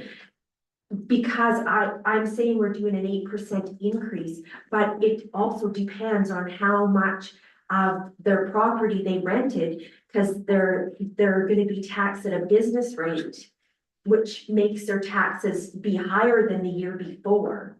Mhm. And that's what I mean, it's just the way it depends on their assessed value and how it's distributed between the classes that will determine the actual increase in the property value. Okay. Council? So just a quick question, Rachel, so based around, just in the section we have here about the grids, where we talk about the SAP and that adjustment that's been made, you mentioned that you're gonna be working with BC Assessment on getting some clarity around these various classes. Is that gonna be a part of that as well too? Is the properties that you and I have spoken about have not made the shift yet to split class, but are zoned nightly? Yeah, I'm gonna get clarity from a BC Assessment to find out why they just did those properties. Yeah, there's 5, Yeah, and not there's about 8 more, looked at all of the short-term nightly rentals. okay, And I'm not quite sure, it could be, so I will get more. phased in maybe, Yeah, that's gonna be Okay. part of the review is okay, making sure that the folios are actually at the class that they should be. okay. It's just a bigger project that will be required. Counselors, anybody have anything else? I guess kind of sort of I mean, it's a good time to have some long-term planning and tie this into it. So I guess my first thing is, so we've identified some things that were we're in the wrong class for the split class. What, I mean, obviously, as you said, they're only of the places that are renting out short term that has business license, this basically covered a third of Oh, yeah, them, that's just under a third. under a third, and this was in the $200,000 was the difference. Well, 150, 50 of that was new growth. New Okay, so economic growth. 150, so say even if we times that by, but we're still gonna get that new growth onto, so the 450. What is our plan, recourse, like, how does this work? The hard part was, is it just happened, like, I didn't have that information when we had our budget meeting, because there was no notice that they were even doing this to us, so that's why I'm saying, I think this year, we need to put it into reserves to see if any of, because they can appeal it, right? So if they're gonna appeal it, especially the ones that haven't reported, we kind of wanna see if they're gonna win the appeals before, because if they're gonna win these appeals, then it's really just, we're putting it into reserves and then we're leaving. Right. So I think we need to look, I think it should be going to development and growth related. Yeah, that's fine, CEO Campbell, that's something you said. Oh, No, go ahead, and then you'll. that doesn't answer what I'm saying, how do we get the other 300,000 of these other properties is what I'm concerned about, I'm not super concerned on where the money goes this year. I'm like, how do we make sure, again, going So we can to plan and budget. planning and taxing the people and making sure the tourist accommodation is helping fund our growth like we keep saying it should. How do we get that other 300,000? CEO. If I may, that's the project that our Director of Finance is talking about in working with BC Assessment. We need to review all the folios, so that's the first step, and then it's working with BC Assessment. Prior to BC Assessment just taking the step on our own is counting those. Mayor O'Toole and our Director of Finance have been advocating to BC Assessment to make this change. The District of Tofino has also been advocating with BC Assessment to make this change. So obviously there's some movement there, and some recognition that there are some incorrect folios. So the project is reviewing all the folios and then bringing that to BC Assessment's attention. And then ultimately it'll be on BC Assessment in terms of what we can do to have those. Councilor Reagan's next. Well, and just to follow up on Councilor Dye's point, I think the engagement piece is the first step in that process. We need to understand what triggered the province to make this change. I suspect that it's the backroom pressure that's been coming and coming. Not according to their emails. Well, and this may have been, these first group of 5 may have been the easy win, the other ones are They're a the little newest. harder, but I think that's where we need to hold their feet to the fire along with staff to Yeah. make sure that they are continuing to advance those forward. And what I don't know right now in that decision-making on their part is whether any of the single-family residential properties are being considered under Like the split, TUPs. Yes. the split class framework, right? We may end Not up, there yet. we may end up where, these initial On the radar. decisions are focused solely around the tourist accommodation zone. And then that next discussion is a whole other one with BC Assessment, but we definitely need to understand more what's driving there. Just to Councilor Reagan's point, I do think there needs to continue to be political pressure and advocacy from council on this. The mayor and I obviously sit on the Resort Community Collaborative made up of 14 resort municipalities, CAOs and mayors. I know Mayor O'Toole with his mayor's meeting next week will be bringing this up. I will also be bringing it up with the CAOs because as I said, the District of Tofino has been leading this charge quite actively. They had a meeting with the premier at UVCM around this subject, Yeah. so. Yeah, so there's that advocacy. So just a quick- Before you chime in, Councilor, just to quickly add, so I met with the Director of Finance last week when and it literally came out of a blindside where she got the folios and it said, here's how much tax is being collected from each category. And there was a major discrepancy in the class 6 to the positive, which caused her to go back and ask. The response back has been that BC Assessment took the initiative to review folios that were zoned nightly, but taxed as class 1. Their initiative, and realized there was a discrepancy. They've chosen the 5 newest developments, so not the older stuff, so not Timberline, Forest Trails, Storms Throw, it's all been Village Walk, Echo, Powder, these properties, those are the 5 they chose. So, I reached back to, I've got the information and the communication thread, I'm gonna support that with a new letter reaching out to the team at BC Assessment, thanking them for making the effort, but can they now enlighten us? Well, I'm not gonna ask if, I'm gonna say, what is the path forward that you're going to choose to now take the other 7 or 8 zone nightly rental developments and bring them into the fold as well? The conversation I had with the leadership of the RCC, so I reached out to Julie, who's the coordinator from Whistler, and Mayor Compton, and I also copied in Mayor Law from Tofino, because obviously he's been pushing hard on this. And what's happened to us has come as a surprise. So there's been no shift, according to what I understand, in Tofino or any other community. We might be the test case. So we're gonna be discussing the subject next Thursday at the meeting, and we'll go from there as well. Councilor Knight. Is it maybe something if we get some inclination or something that the other properties will also be looked at? Is it something maybe worthwhile going out for a contract position or something to help get this done and make sure we allocate some resources? Because, getting someone in for, a 100-hour contract or something to help get this done, make sure it's done right and timely, is a pretty small payback to make sure it's done before next tax season, the next next BC assessment, everything comes around. Their director of finance and I had that conversation this morning, so Yeah. absolutely. Yeah, we're definitely, our goal here is that we can get the other properties, which are similar to the ones we're talking about. And in the larger conversation, we also need to consider the residential homes that are being rented nightly as well too. Is to have that completed, before summer, hopefully, so that it can be addressed as a part of our budgetary dialogue and preparations in the fall for next year, because as we can see, it's just even with the potential for appeals, my sense of the gist of the communication was the appeals are a part of the process. I think there was roughly 40 properties who did not submit, so they got hit with 100% shift to class 6. They're gonna end up having to pay. What's gonna happen is on appeal, they'll be allowed to submit the report they didn't submit likely, and the number will come down. So we're not gonna see No. 150 become 100, we're probably gonna see 150 become 135, right? So that's likely what's gonna happen under that appeal. My sense of the language of the email was that BC Assessment's not changing their position, and they used wording saying, as this is the case moving forward.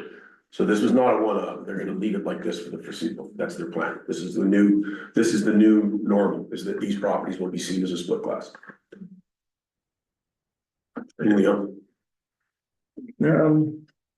Not on that part, no. No, Jim, some, Just sort of again, talking and, as we're looking at, again, because business licenses and stuff are out there, just sort of, a thought process of when we're getting into charges and fees and how do we then, I still do have a large problem with water going to 20% this year, just because we had a plan, we told people our plan last year, and now we're doubling what our plan is. I also do have a bit of an issue that we're putting sewer down to 0. Also for the same thing, because again, I think at some point sewer is going to have to go up. So if we leave it at 0 this year, we leave it at 0 next year, then 3 years from now, we're going to have to be it's going to be like a 10% or whatever. So I don't quite see the logic. I feel like we had a gigantic jump, and it's kind of like, oh, sorry, we did this jump here, we'll take it back there, because I'd rather still see a smaller increase in sewer of say 2%. And a more moderate 14% increase in water, knowing we're not gonna get this year, and we're not gonna have quite as much we want there, but going forward, we have a plan where we're looking at next year of adding that $30 to the business license fees for the rentals. So just kind of having more of this budget leading into the next one, a bit more of a cognizant plan, not being reactionary, going, oh, that's a scary number, 20%. My recommendation is that we look at the methodology used to calculate the bed units between commercial and residential and make sure that it's actually accurate, so we can make sure that we are collecting, like right now, we don't have any, it's just based on, square feet for commercial and a whole house is 6 bed units. So I think that we need to look at how that's done as part of our review for costs. And also the reason why I did the 20 is because we'd already approved 10% on each of the these systems, and I was following what we've done in the past before we have increased just the one and not the other. So I was following that before that was approved by council. So, but if council's direction is to not try and get water to be self-sufficient and rely on sewer more, then I'll take that recommendation and That wasn't 100% what I was saying. It's more just saying, let's look at our overall plan to get water to self-sufficient, not just, we're just going to keep increasing water till it's self-sufficient. That's what my thought of the overall plan is. Councilor Ray. Just echoing Councilor Dye's sort of bigger picture view is that it's all well and fine to look at what's happening this year, but we should understand the foundation of the report and the comments that, you know, there's still going to be continued increases. Well, it would be nice to see what that What's it picture look looks like. So if we make this shift now and do 20 to water and 0 to sewer, what does that look like over the next 5 years? You know, we have previously, I think we were looking at doing 10% 5 years. across those 5 years. Was it not? 10% per utility, so. Per 5 years. utility. for Do we each know what year. year we're in that? Cause I don't remember. So This is so year we three. now have. I think this is year 3 we're talking. So in theory, we have 2 more years of 10 and 10, but based on, sorry, go Yeah, ahead. well, I'm just can finish my thought. I think the challenge that we're getting is that there's a whole much more information that's coming at us now in terms of the asset management plan and where we're short and what all of those pressures are. So what we were thinking was the reasonable approach to do 10-10 over 5 years is, I think, no longer going to meet the needs of what is sitting in front of us in the report. And I guess as we look at what happens this year, I would like to have some sense of what that picture looks like. Is it still looking 10% for the next 5 years from this year forward, or is it something different? Yeah, I would like a plan and an option of, instead of just keeping water and sewer, how can we take funds from something else, which is how we said we wanted to get this. And if we take, say, 4 or 5 years from now, we're now charging $50 per business license towards water and sewer. How can that affect our percentage that we're just charging straight onto the water and sewer directly? We're collecting the same amount of money. We're just collecting it from where we think the emphasis should be, not spreading it out evenly over everybody. We have said all along that we need to collect more money from people that are coming from short periods to use our facilities, putting a strain on our infrastructure. And also, for especially water and sewer mostly, those peaks and surges in the winter tax our system. If we didn't have those peaks and surges, we would not have to be doing half of these repairs. Yeah. So the money should be coming from the peaks and surges, not just spread out evenly. Councilor Ray. I do sympathize with Councillor Dye's point about, you know, what is the big pot of money and how do you juggle that? And some of it may be less taxation, but we also, as a council and past council, have kind of stuck with the notion that the utilities should be self-funding. So there shouldn't be this game being played with lots of money over here to undermine the notion that the utilities need to be self-funding. They're not reliant on tax. They should stand alone. They should generate enough revenue to support themselves, and they also don't make a profit.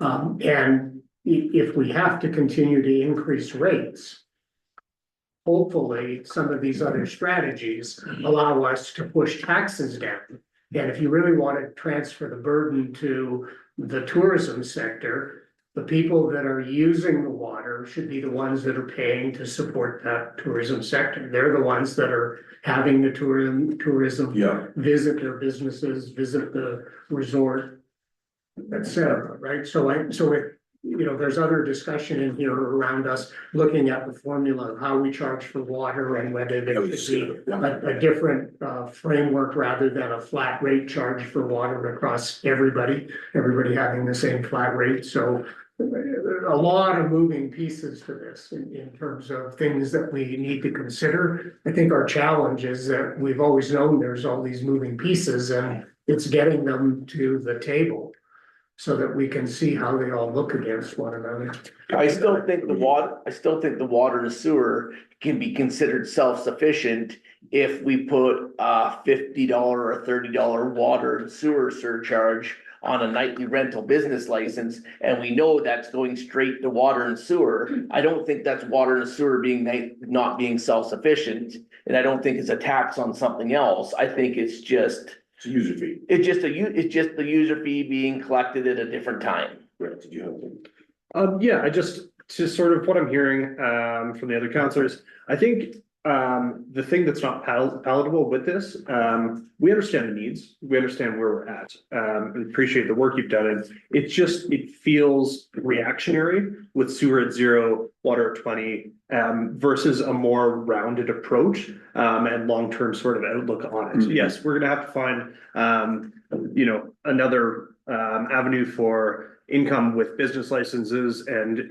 understanding usage a little bit better, but I think that's, not to speak for Councillor Dye, but I think that's the sticking point, that it feels lopsided, and are we going into another year that then sewer bounces up and water goes down? Like, it's the rounded approach that I think is. Kind of like using one credit card to pay off You another. have to- Then I just switch the next month.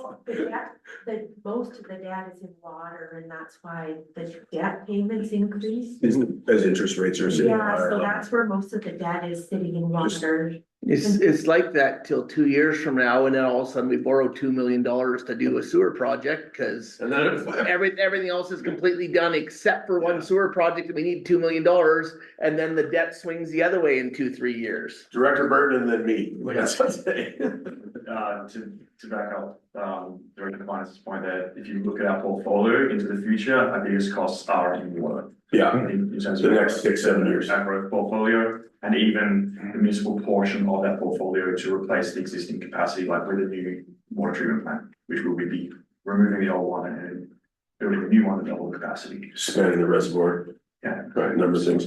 Yeah. I just wanna bring up, so to Councillor Dye's point, where we're seeing this shift now with the support from BC Assessment, where we're gonna see what Mayor Rain had always been wanting.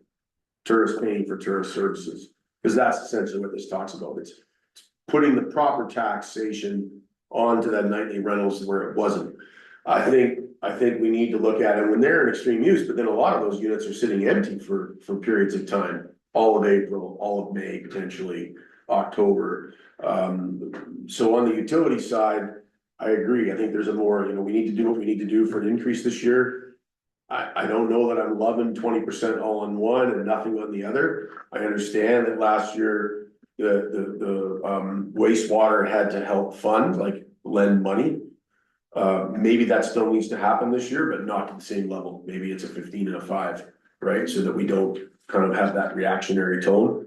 The other thing I would say is that we need, as to Councillor Wright's point, a more in-depth and detailed look of how we're gonna handle utilities, so that that burden of growth is, because it is true, if we didn't have this massive spike in the winter, which is literally all tourist based, we wouldn't need to do a lot of the expansion we need to do right now. So we need to make sure that that's not just being offloaded onto, the homeowner who lives here full time, who has a modest day-to-day use and it stays pretty consistent 365 days a year versus the peaks and valleys of nightly rental use. So that I think needs to be a part of, maybe it's a new 5-year plan coming off of this year of how we're gonna do that with the utility, because I think we're better prepared to inform ourselves on how that 5 years looks than maybe we were 2-3 years ago. With gas, the residential is separated by residential and then residential that has a business license and is operating a business. So we could look at the basic charge for somebody who is a rental, like if it is a short-term rental, we could look at a different amount for the basic charge than what residential. Right now, everybody gets the The same same, rate.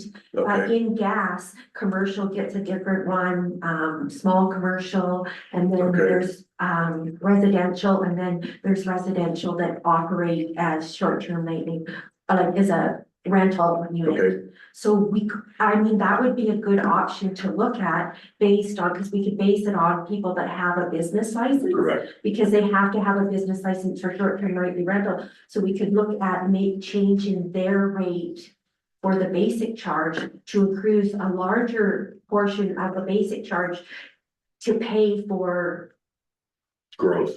the growth, growth like, expansion. yeah, that we need. And then water. Just saying, Councilor Rankin, and then Councilor I think just to that point that, and the same point that you made, Mr. Mayor, there is a gap there. We're not charging those short-term nightly rentals, but that's not the only piece of No. tourism that we need to consider, right? We need to look at the entire infrastructure and look at a usage formula that recognizes that for everything, all of the businesses, all of the operations, so that we're getting that right, and that total puzzle isn't just spread evenly across all of the residential properties within the community. Exactly, Councilor Dodd. Well, 2 points I was gonna say. Then at least then we could look for maybe not this, but years forward, if we look at adding an additional charge or a different basic charge or whatever, then we can then get down to modest increases to water and sewer of 5%, not 10, scaring people with 20, because it is what it is. Focusing more on maintaining inflation increases and. Yeah, and then it comes down to the overall large users. Restaurants to a certain extent, but especially day lodges, lift tickets. How do we then, either of us looking at mill rate or water rates for that? Because as far as I know, we can't put a barricade across the road and charge every car that comes up as a day tripper from Kamloops. We can't. can't? Well, I don't know, if someone has a suggestion, let's get it done. Well, But this is, again, this is our planning of how we need to get to this point where on a Saturday in January, 3,000 people come up from Kamloops and hammer our system. How are we spreading it? Mhm. Yeah. If we put the magic cattle guard back in, that There you would be an go. opportunity. Let's put it down in, like, I'm not sure.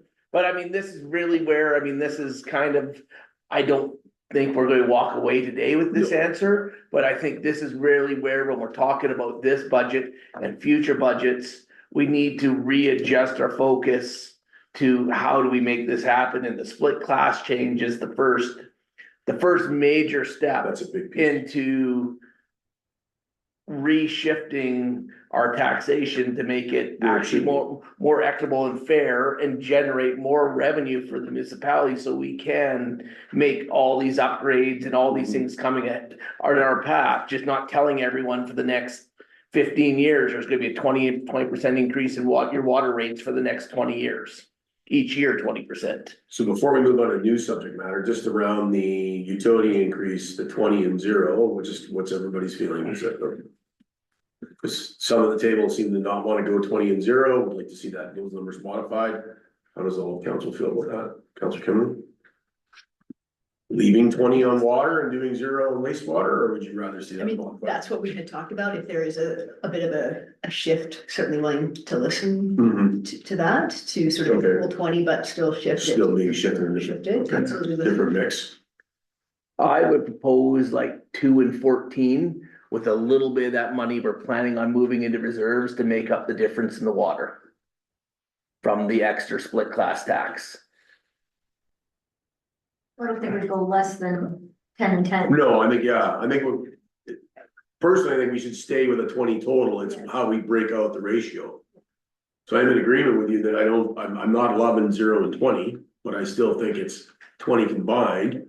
And then we're gonna go away from this year, we're gonna look at a reevaluation and a fresh set of eyes around what does a 5-year plan look like, which we'll be in a much better position. Okay, Anybody else? Can we just hear a bit more from staff? Okay.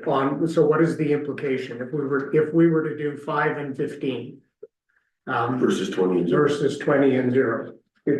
Well, water, our sewer would have less going to put away in their surplus and water because it would be funding water.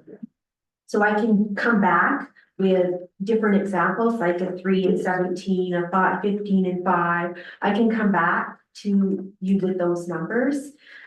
I think council just wants to understand what the impact is if we move towards reducing the 20% for water. What's the impact on water if we do that?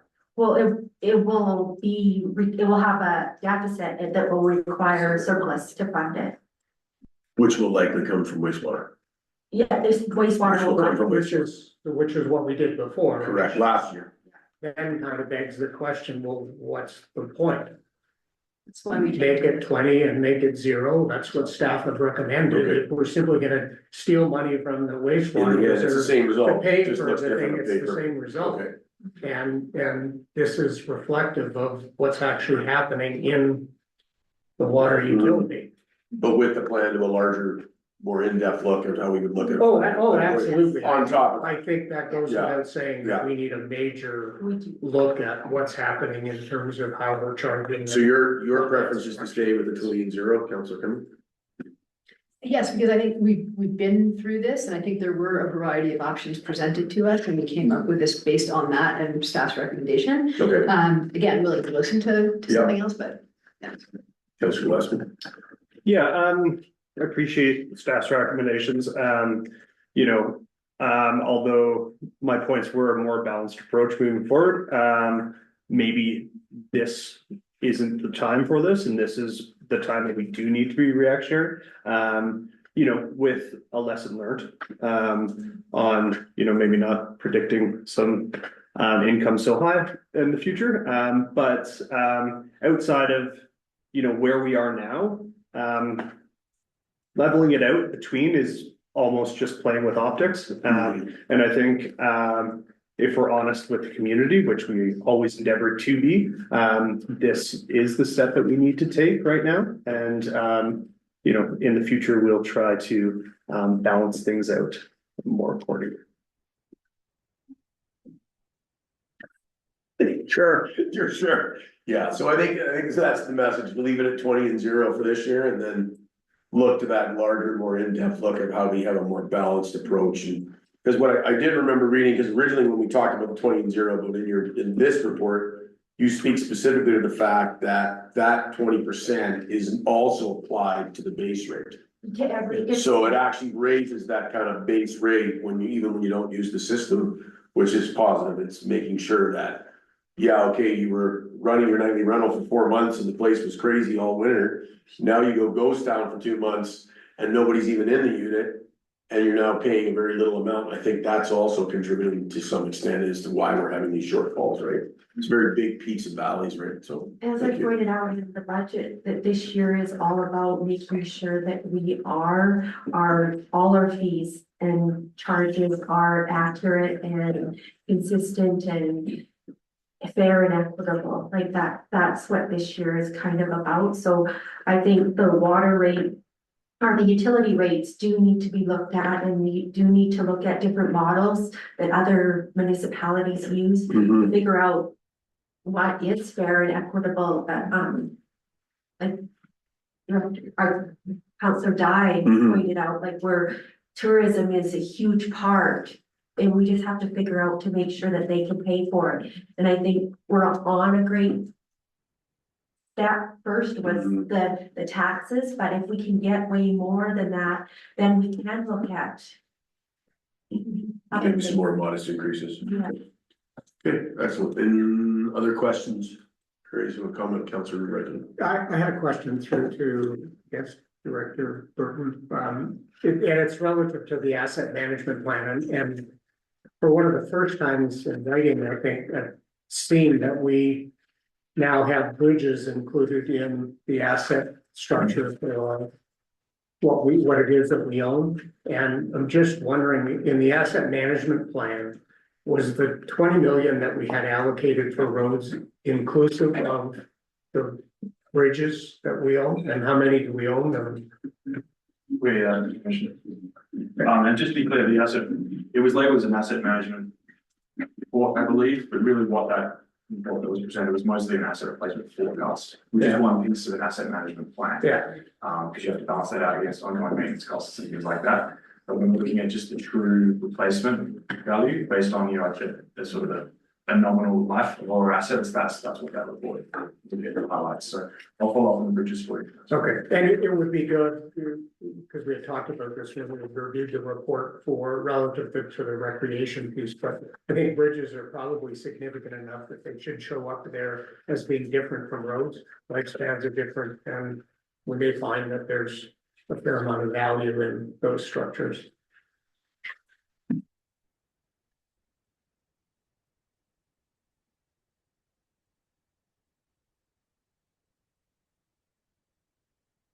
Director Burke, I just had a quick question for you. Page 17, just in the section around where it talks about capital projects. Just going down to the area where, we talk about the effluent balancing pond, phases coming in and the dollar figures quoted there. And then it talks about RI Basins 1 and 2 expansion. And I know we've had discussion at a couple of recent meetings that the CHIF grant process has been kind of pushed back and pushed back and pushed back. And we're not gonna notice till probably sometime in late spring, which is, I'm gonna assume more or less kibosh any opportunity for that project to move ahead in 26. Is there an opportunity, are we in a position, and I know it's a bit of a financial question, so you might need to go away. Can we separate out the RI Basin portion of that project? Which you talked in the past in being more of an earth moving type of thing, less engineering and design requirement, and pull that off this year and remove it from the mix and focus on the other phases for 27.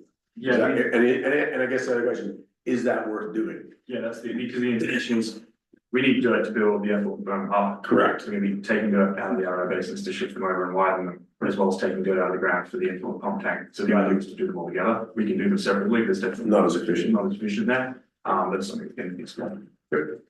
Thank you. Anybody else? Good. Awesome. Thanks to staff, that was great. Good work there. We have the direction, I think everybody, we're good. I don't think we have anything else, this is it today. Questions from the Yeah, public? that's what I'm gonna do, yeah, we got questions from the public, so before we get to ones online, any in room? One thing I was going to say when you were speaking about the split class Mm-hmm. and Director of Finance was suggesting having a consumption rate. That could be used as a trigger point for charging a consumption rate. Good point. I did have a question looking at the budget. When I was looking at $200,000 being allocated to do work on Fairways and Sundance Drive, Mhm. and $230,000 being allocated to do a short little stretch of sidewalk. What can you possibly do if it costs you $230,000 to pave the sidewalk from Town Line to the Skia underpass? What can you possibly do for $200,000 on a road? Thank you, Director Burke. Yeah, you also want to start with the road projects was? Well, the road, the work on Eastville, whatever the East Village sidewalk is supposed to be. Which is already paid, by the way. Yeah, so that was, what budget line was that on? Was that line one funding? It's all right. So I mean, that's not that line, it's pretty neat essentially. So the intention was to put it towards that. The last section of road that we did just in 2026 between the daycare up to Switchback Creek was $280 a meter. So along the length of P5 there, I guess there was a couple of kilometers worth of work it was estimated there were $290 a meter, so, and that can be utilized as well. So So how much did that end up costing? from, From the skier overpass To to the child daycare. landing? it was, I don't know the exact number, it was $290 a meter. And you expect me to know how many meters that was and figure it out? I'm asking you how much was the total cost? Yeah, we can, which information. Yeah, We don't have that in hand, we can't. because I just, if it costs you that much to do a sidewalk, I just can't see that you can get anything done for 200,000 on a road. So, yeah, okay. So the scope of the roads was, the west end of the fairways down on Mountain View Drive, past Cameron's Cottage, always all the way down to Burfield. And I don't recall the exact scope on Sundance Drive, but I believe it was about evenly split between those two locations. So it's only very for small portions of those roads that would be worked on? Yeah, that's correct. Like the cutaways, there was some done on Burfield last year, and that where there was a specific section cut out and replaced. Yeah, and 2 years ago out here as well. Yeah, right here. Yeah, you did already work on Sundance anyways. But that is for the Atlantic Road. There's a big section down. Chip it away at it. The other question I had was on, sort of. There's whole discussion on short-term nightly rentals and charges. I never heard a business license, and then there was a mention of possibly charging extra for water. And I never heard anything mentioned about all of the rentals that are handled by property management companies, which put the same burden on every end, on utilities.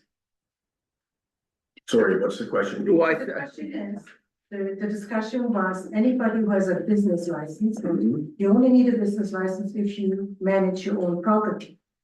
You Mhm. don't need a business license if a property management company, they have coverage for the properties that they Mhm. manage. And if you say you have a home, you rent, you pay extra for water because you're renting, you have a business license. If you have a townhome, it's rented by Bear Country, you don't pay extra for No. water. That's what I was getting at. And to your point, then that would put more value in the director of finance's ideology that we would look at doing it through the billing of the water, the same way it's done on the gas company, where there would be you're operating commercially, your rate is gonna be higher than somebody who's operating, it's just residential. Yeah. And I think that would make it easier for billing as well, if you have the classification. Then you can also bill. Director Roberts. Sorry, you just, are you talking about long-term rentals? No, Sure. that's another question, long-term rentals, because we want those. Mhm. And there's never been a question about needing a business license for those, and Don't you It's have a always business encouraged. license even if someone else rents it out for you? Yeah, so I thought you did too. no, I'm talking about Yeah, so- I'm confused on that. tourist accommodation or anything that's managed by property management. companies, like street fees. business license for that property. The Yeah, they individual. need to pay, if anybody who just rents their home pays extra for water. If you get, if they were to get the split classification, Just one second. So one of the questions there is to confirm, Ian's brought up there, so if I own a unit and I put it under the management of a property management company, am I still required to have a business license? Yes. Yeah, so Yes.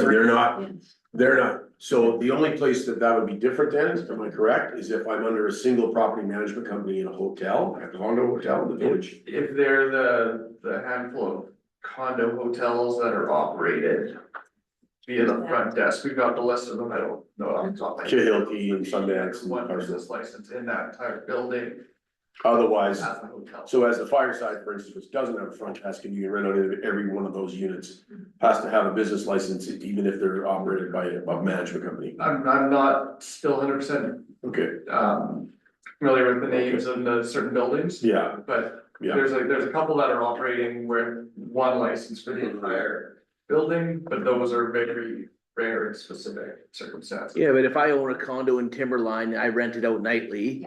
I have Bear Country rented out for me nightly, I still have to have a business license. Yeah, That unit. Yeah, that unit, I'm not covered under Bear Country's business license, I need my own. You do, yes. I've just thought of something too that, and I'll just quickly go back and just put this in your kitchen, this thought process. I think, and we didn't talk about it in the short-term rental review, we need to look at garbage and how it's being handled. And the reason why I say that is it's come to my attention as a resident going to the transfer station recently, and a couple of posts I've seen on social media. During the last term on council, we had addressed that about where I think that it's defined as the nightly rental operator has to have a garbage plan. Our intent, and we're in the public engagement session, Enos can chime in, was I always understood that we were doing that with the intent that the property manager or the owner or whoever's running the unit, that meant they would deal with the garbage. That's what we were looking at.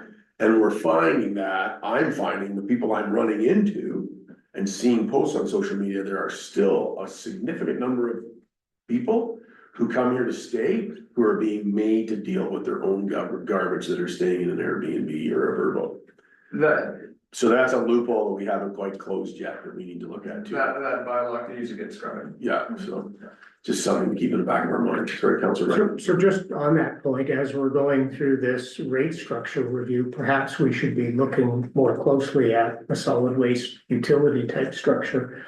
And taking advantage of the opportunity to tie that back to the short-term rental environment, right?